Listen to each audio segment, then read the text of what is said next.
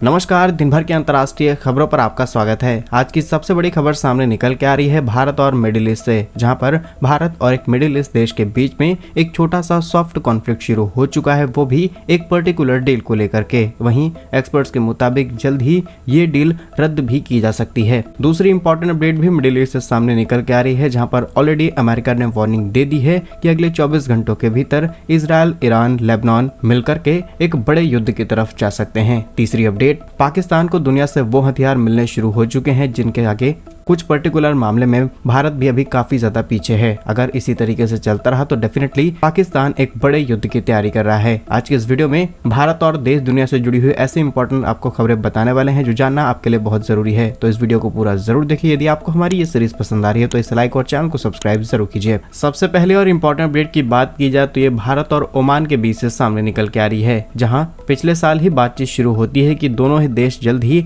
FTA, जिसे हम free trade agreement के नाम से जानते हैं, ये साइन होने वाला है। इससे दोनों ही देशों को फायदा होगा। जो डोमेस्टिक प्रोडक्शन है इसमें बढ़ावा मिलेगा। दोनों देश एक दूसरे के अंदर बहुत सारी चीजें इंपोर्ट एक्सपोर्ट कर पाएंगे। तमाम तरीके के जो टैक्सेस हैं और ड्यूटीज हैं ये नहीं लगेंगी और दोनों अलग अलग देशों का मार्केट एक्सेस मिल जाएगा। लेकिन पिछले 6 महीनों से चल रही इस बातचीत का निष्कर्ष यही निकला है कि अब ये डील शायद रद्द होने वाली है, क्योंकि हो रही इस बातचीत के दौरान ये फाइनल हुआ है कि कुछ ऐसे प्रोडक्ट हैं जिसको लेकर के ओमान नहीं चाहता कि भारत उन्हें टैक्स फ्री करें, और सेम इसी तरीके से भारत भी कई ऐसे प्रोडक्ट और सर्विसेज है जिनको लेकर के नहीं चाहता कि इनको टैक्स फ्री किया जाए। और ज्यादा डिटेल्स की बात की जाए तो ओमान पेट्रोकेमिकल प्रोडक्ट पर ड्यूटीज हटाना चाहता है ताकि वो भारत के अंदर इसका लार्ज एक्सपोर्ट कर पाए, लेकिन भारत नहीं चाहता ऐसा हो। उसी तरीके से भारत की तरफ से जाने वाली plastic, medicine, automobile, electronic components के ऊपर करीब 7.5% की लगने वाली इंपोर्ट ड्यूटी को भी रिड्यूस करने की बात कही गई है। ऐसी तमाम तरीके की ड्यूटीज पर यह मुद्दा अब आकर के फंस चुका है, और अब अगर इसका कोई स्ट्रॉन्ग सॉल्यूशन नहीं निकलता है तो डेफिनेटली ये डील लगभग कैंसिल होने की स्टेज पर पहुंच चुकी है। क्या मानते हैं आप इस पर? हमें कमेंट्स में जरूर बताइए। नेक्स्ट इंपॉर्टेंट अपडेट की बात की जाए तो ये भी मिडिल ईस्ट से सामने निकल के आ रही है, जहां पर अमेरिका ने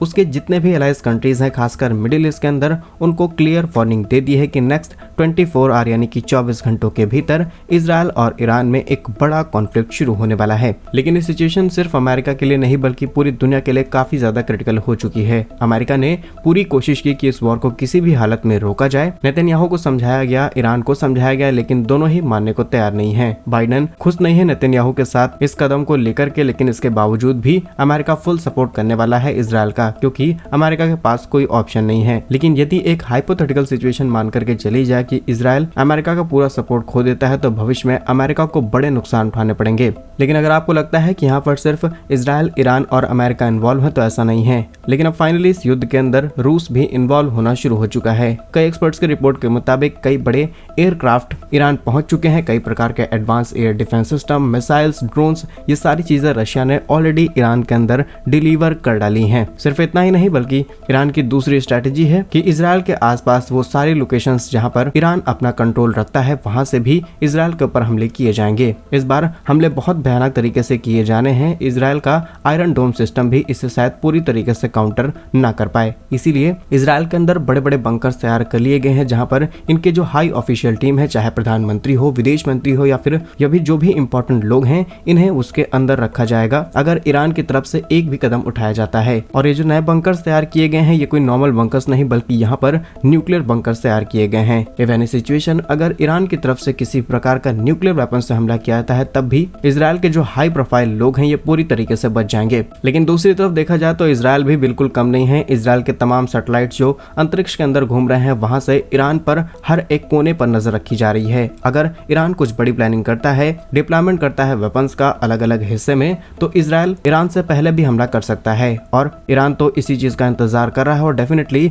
इससे ये कॉन्फ्लिक्ट और ज्यादा बड़े स्केल पर शुरू हो सकता है। फिलहाल इस पर क्या मानना है आपका, हमें कमेंट्स में जरूर बताइएगा। नेक्स्ट इंपॉर्टेंट अपडेट की बात की जाए तो भारत के पड़ोस यानी कि बांग्लादेश से सामने निकल के आ रही है, जहां पर फाइनली डेमोक्रेसी लगभग खत्म हो चुकी है। बिकॉज वहां की जो प्राइम मिनिस्टर हैं शेख हसीना जी, वो अपने पद से इस्तीफा दे चुकी हैं और वो अपने देश छोड़ करके निकल चुकी हैं और एक्सपर्ट्स के मुताबिक वो भारत के अंदर पहुंची हैं और अब बांग्लादेश के अंदर जो कंट्रोल है, मैक्सिमम कंट्रोल मिलिट्री के पास जा चुका है। इस पूरे कॉन्टेक्स्ट की बात की जाए तो आपको याद होगा रिजर्वेशन को लेकर के बांग्लादेश के अंदर एक नया गृह युद्ध शुरू हो गया था, जहां पर लाखों की संख्या में प्रोटेस्टर रोड पर उतर आते हैं, प्राइम मिनिस्टर के खिलाफ आवाज उठाई जाती है और प्राइम मिनिस्टर भी इन चीजों को नहीं सुन रही थी। लगातार स्टूडेंट्स को सीधे गोली मारी जा रही थी। सैकड़ों की संख्या में स्टूडेंट्स अपनी जान गंवा दी है। आम नागरिकों को कई दिक्कतों का सामना करना पड़ रहा था, लेकिन इसके बावजूद भी ये प्रोटेस्ट नहीं रुके। उसके बाद जो प्रोटेस्टर हैं वो शेख हसीना जी के घर के अंदर घुसना शुरू कर चुके थे और इसी को ध्यान में रखते हुए उन्होंने अपने आप को सेव करने के लिए बड़ा फैसला लिया है। और यदि आपको याद हो तो कुछ समय पहले ऐसी सेम सिचुएशन हमने श्रीलंका के अंदर देखी थी, जहां पर जो प्रोटेस्ट करने वाले लोग हैं, जब श्रीलंका पूरी तरीके से बर्बाद हो गया तब तो लोगों ने वहां के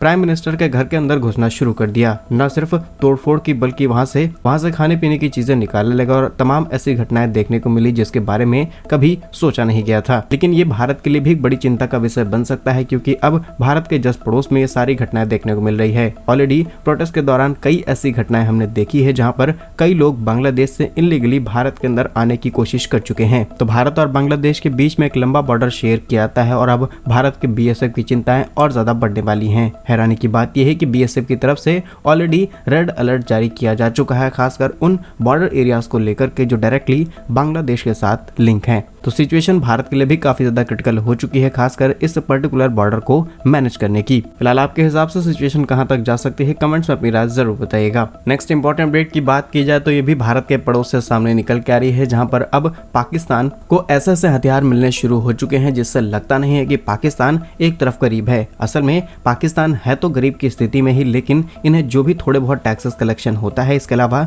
जो विदेशों से पैसा मिलता है, इसका करीब ये 80 to 90% हिस्सा आज भी मिलिट्री के साथ खर्च करने में लगे हैं। और इसका रीसेंट एग्जाम्पल देखने को मिले हैं, जहां पर पाकिस्तान को स्वीडन बेस्ड कंपनी की तरफ से एक साब डिलीवर किया गया है। साब एक ऐसा एयरक्राफ्ट है जो कि हवा में कई प्रकार के सिक्योरिटीज प्रोवाइड करता है। फिलहाल पाकिस्तान को मिला इस नए एयरक्राफ्ट का नाम है साब 2000 AEW&C, यानी कि airborne early warning control and repair system, जो कि हवा में उड़ने वाली एक बहुत बड़ी ताकत है। अगर आप नहीं जानते, ये एक ऐसी ताकत है, इसका इस्तेमाल आज रूस, चीन, अमेरिका, दुनिया के सभी देश करते हैं, खासकर उस समय जब इनके बड़े बड़े नेता एक जगह से दूसरी जगह पर ट्रैवल करते हैं। और ये वही एयरक्राफ्ट है जो कि हवा में आने वाले किसी भी हवाई हमले को पूरी तरीके से निगलेक्ट कर देता है। जहां पर इस एयरक्राफ्ट की डिटेल्स की बात की जाए तो अगर जमीन से किसी भी प्रकार के मिसाइल या फिर किसी भी हथियार से हमला किया जाए तो ये उसे हवा में आसानी से स्कैन कर सकता है और पहले ही वहां पर मौजूद जो भी सेना के प्रमुख हैं या फिर पायलट्स हैं, उनको इन्फॉर्मेशन मिल जाती है कि इस